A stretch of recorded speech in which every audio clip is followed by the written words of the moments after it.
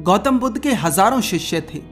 जब भी उनका कोई शिष्य बुद्धत्व को प्राप्त हो जाता तो वे उसे ज्ञान के प्रचार प्रसार के लिए किसी एक दिशा में भेजते। बुद्ध का एक शिष्य 6 वर्षों से बुद्ध के सानिध्य में था। एक दिन वह बुद्ध के पास आकर उनसे कहने लगा, हे बुद्ध, मुझे आपके पास 6 वर्ष से भी ज्यादा का समय हो गया है। इस बीच आपके पास बहुत सारे शिष्य आए जिन्हें आपने ज्ञान के प्रचार प्रसार के लिए अलग अलग दिशाओं में भेजा, लेकिन मुझे अभी तक नहीं भेजा। क्या मुझे बुद्धत्व की प्राप्ति नहीं हुई है? बुद्ध मुस्कुराते हैं और कहते हैं, बुद्धत्व कोई ऐसी घटना नहीं है कि जो घटे और व्यक्ति को स्वयं ही पता ना चले। बुद्धत्व तो एक ऐसी घटना है जो जब घटती है तो यह प्रकृति भी उसकी गवाही देती है। और वैसे भी यह तो तुम्हें खुद समझना होगा। किसी दूसरे से तुम इस प्रश्न के उत्तर की आशा कैसे रख सकते हो? वह शिष्य कहता है, तथागत, इन 6 सालों में आपने मुझे जो भी उपदेश दिया मुझे वो सब याद है। आप मुझसे कुछ भी पूछ सकते हैं, मैं आपके हर प्रश्न का उत्तर देने में सक्षम हूं। कृपा कर मुझे एक बार अवसर दें। मैं किसी भी दिशा में जाकर लोगों की समस्याओं को हल कर सकता हूं। बुद्ध कहते हैं, ज्ञान की बातों को याद रखने से कुछ नहीं होगा जब तक कि तुम उसे अपने आचरण में न ले आओ। जब तक आप किसी बात को अपने आचरण में नहीं लाते तब तक किसी दूसरे से ये कहना कि वो उस बात को अपने आचरण में ले आए केवल अहंकार की निशानी है। क्योंकि किसी दूसरे को कुछ सिखाने से हमें लगता है कि हम ज्यादा ज्ञानी हैं, हम ज्यादा बड़े हैं, और ये बड़े होने का झूठा अनुभव ही अहंकार का भोजन है।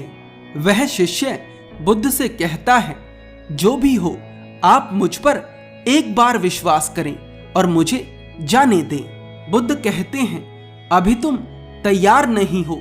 जब तुम तैयार हो जाओगे तो मैं स्वयं तुम्हें जाने को कहूंगा।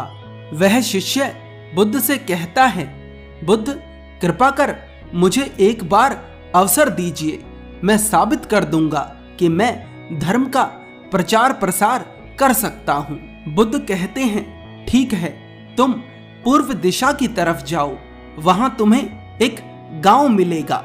वहां से तुम्हें भिक्षा मांग कर लानी है और लोगों की समस्याओं को दूर करना है। कल सवेरे तुम उस गांव में जाना और शाम को आकर मुझे बताना कि तुमने कैसे लोगों की समस्याओं को दूर किया। वह शिष्य बुद्ध की बात सुन बहुत प्रसन्न होता है और उनका आशीर्वाद ले अपनी कुटिया में चला जाता है। वह पूरी रात अपने ज्ञान को दोहराता है और अपने मन ही मन सोचता है कि कैसे वह अपने ज्ञान को लोगों में बांटेगा। उसे लग रहा था कि वह लोगों के साथ साथ बुद्ध को भी अपने ज्ञान से अचंभित कर देगा। अगले दिन सुबह जल्दी उठकर बुद्ध की आज्ञा ले वह शिष्य पूर्व दिशा की ओर चल पड़ता है। गांव पहुंचकर लोगों से मिलने के बाद जब वह भिक्षु बुद्ध के पास वापस आता है तो बुद्ध देखते हैं कि उस भिक्षु के माथे पर चोट लगी थी। बुद्ध उस चोट पर पट्टी बांधते हैं और पूछते हैं, तुम्हें यह चोट कैसे लगी? वह शिष्य कहता है, बुद्ध, उस गांव के लोग बहुत बुरे हैं। उनके भीतर बिल्कुल भी बुद्धि नहीं है।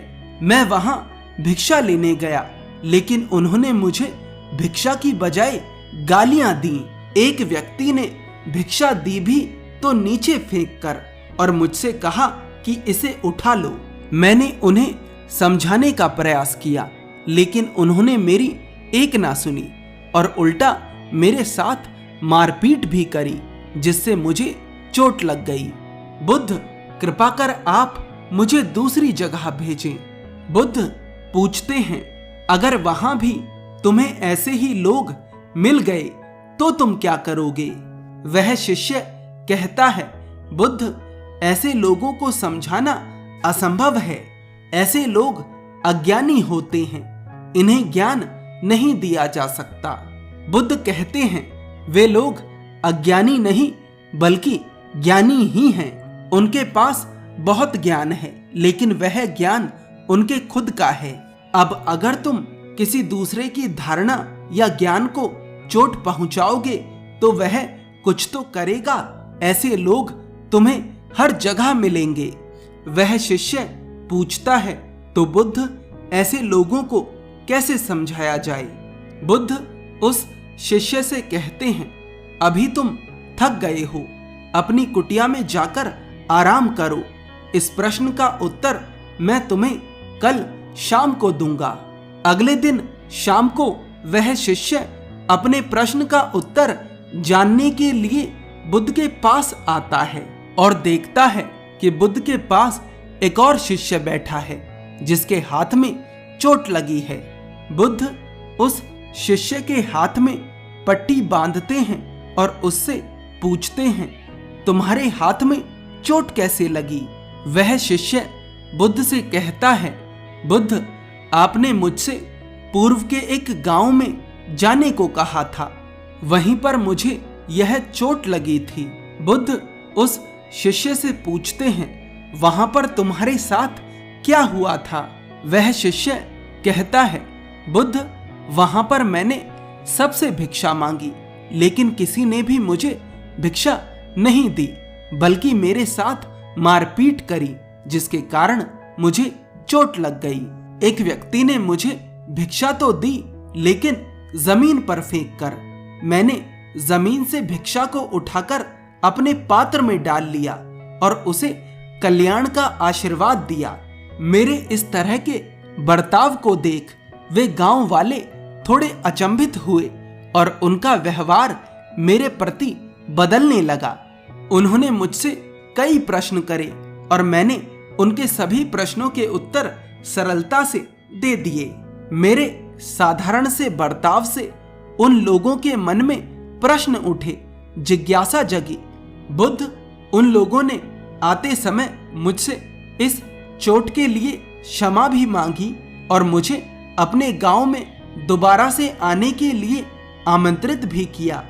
बुद्ध, मेरी आपसे एक विनती है, क्या मैं उस गांव में अगले कुछ दिनों तक भिक्षाटन के लिए जा सकता हूं? वहां के लोग बहुत भोले हैं। मेरे एक छोटे से बर्ताव ने उनके भीतर रूपांतरण का बीज बो दिया है। मैं उस बीज को सींचना चाहता हूं।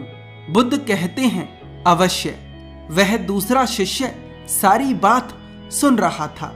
वह बुद्ध के चरणों में गिर बुद्ध से क्षमा मांगता है और कहता है, बुद्ध, मैं समझ गया। अभी मैं दूसरों को ज्ञान देने के लायक नहीं हूं। बुद्ध कहते हैं, हमें बाहर वैसे ही लोग दिखाई देते हैं जैसे हम खुद भीतर से हैं।